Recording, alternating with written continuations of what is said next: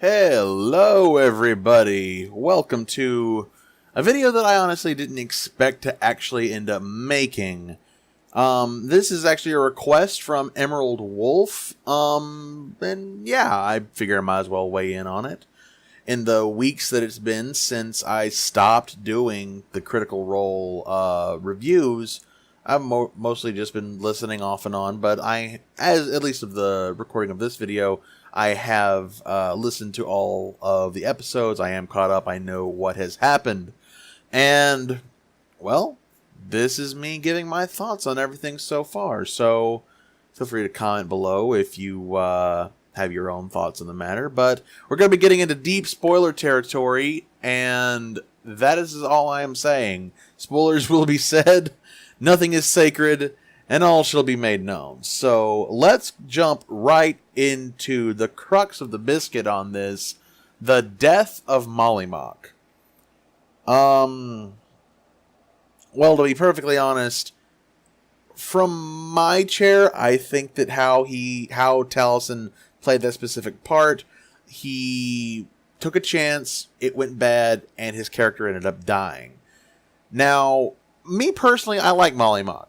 I like the idea behind his character, but he didn't have a whole lot to contribute with his character, at least in terms of motivation. At least that's what I thought at first.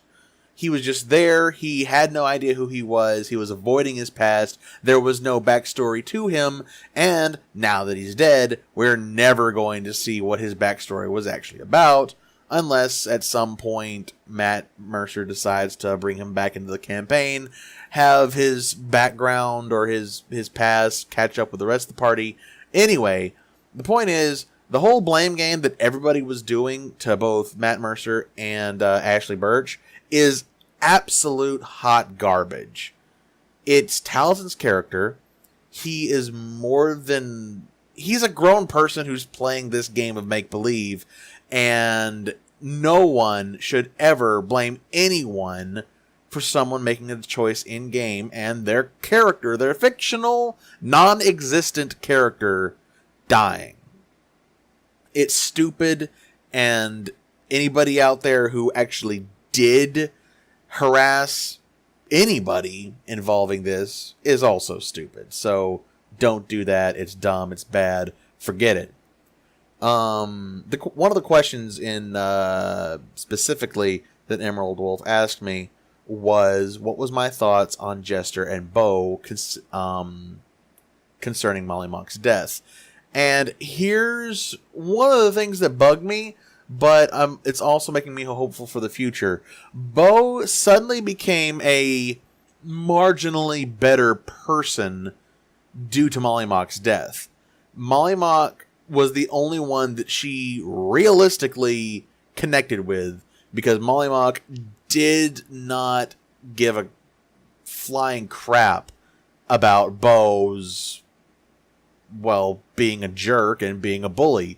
He just wanted to make people happy. He wanted to make people smile. That's what he did.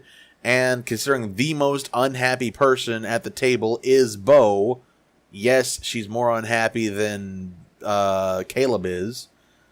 Mollymauk and her they had good chemistry as far as characters. And Bo losing Mollymauk,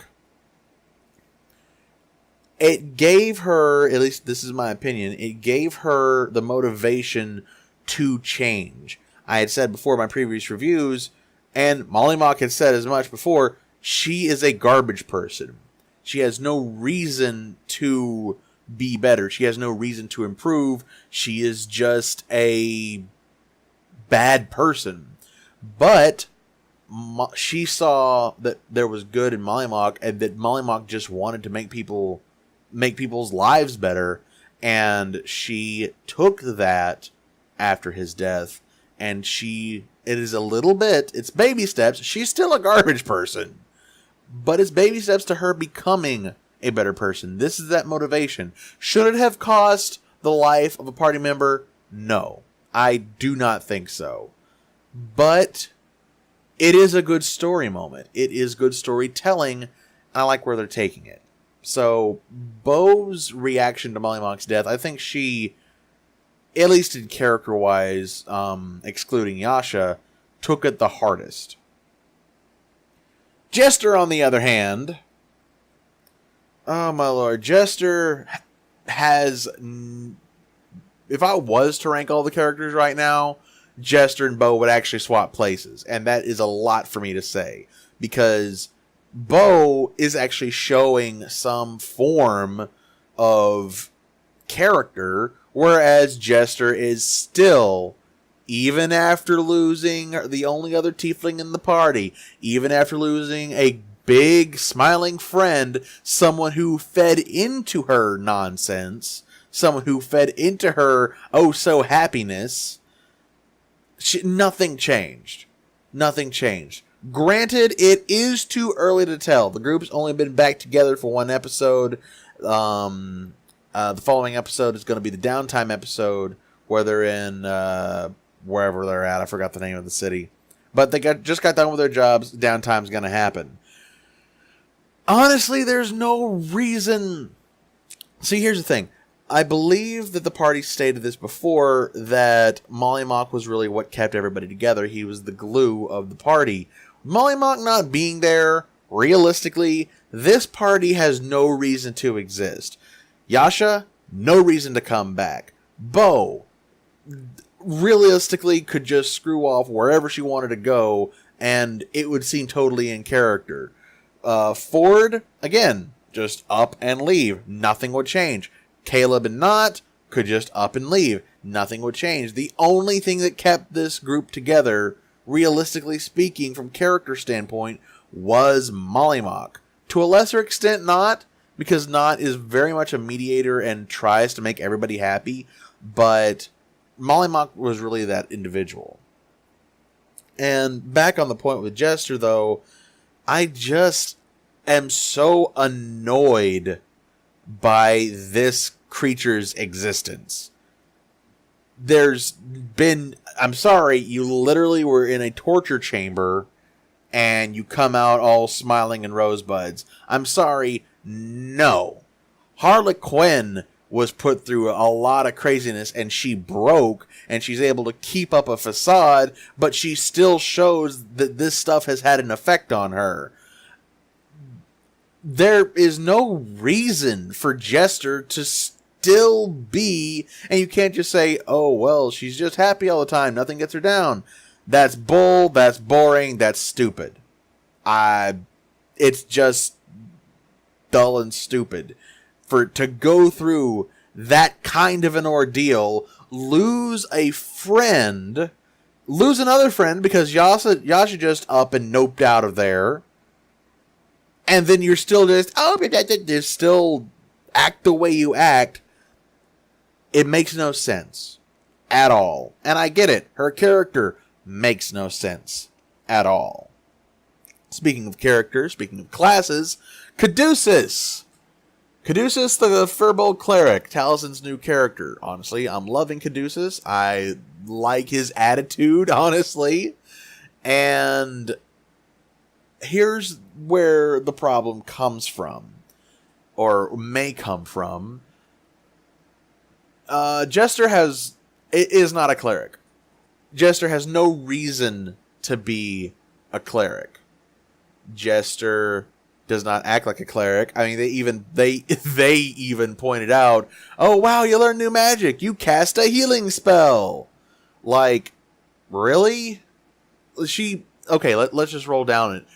If she was a fighter, she's got the stats, she could absolutely be a fighter. She could be a ranger again. She couldn't be a rogue, but I could see the whole trickery domain thing when it comes to the Traveler working as a rogue. It makes more sense for her to be a rogue. She could be a paladin for all that matters. She could honestly be a paladin to the Traveler. I can see that working. I can see a lot of other things working. She's not a cleric. She doesn't do cleric stuff. She is ineffectual in the role of the class that she's picked. Caduceus does cleric stuff. That is awesome. And while it is totally up to the prerogative of anybody who plays their character, they can play it however they want, it doesn't make it any less nonsensical to just not have any kind of idea how a class works. Even after, I mean, and again, it can take some people a long time to be able to figure out a class. Sure, but, like, there's just no reason for her to exist in the party right now. She is a bright spot of shut up, computer. She's a bright spot of annoying sunshine who is a cleric who doesn't do cleric stuff and who just basically gets under other people's skin.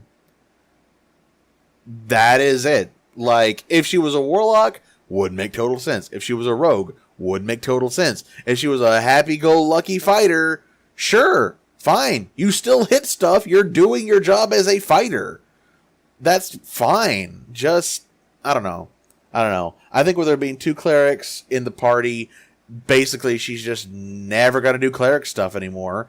And if she suddenly starts doing cleric stuff now, I don't know. We'll see what happens. I'm more interested in what her character does as a character rather than how she handles her class. Because I've seen people take classes and totally turn them on their head, and it's still interesting because it's a good story.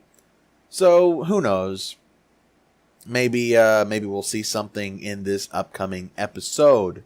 Again, this is me not hating on anybody. This is just me giving my opinion. You're entitled to your opinion. And if you love all the characters, if you love only Jester and Bo, and you love how they were before any of this stuff happened, then that's totally fine. You are absolutely within your right to think that, and I respect your opinion. Well, all I can do now is wait for the next episode. I may do another one of these, possibly at like the 50 episode mark. We'll see what happens. Until next time.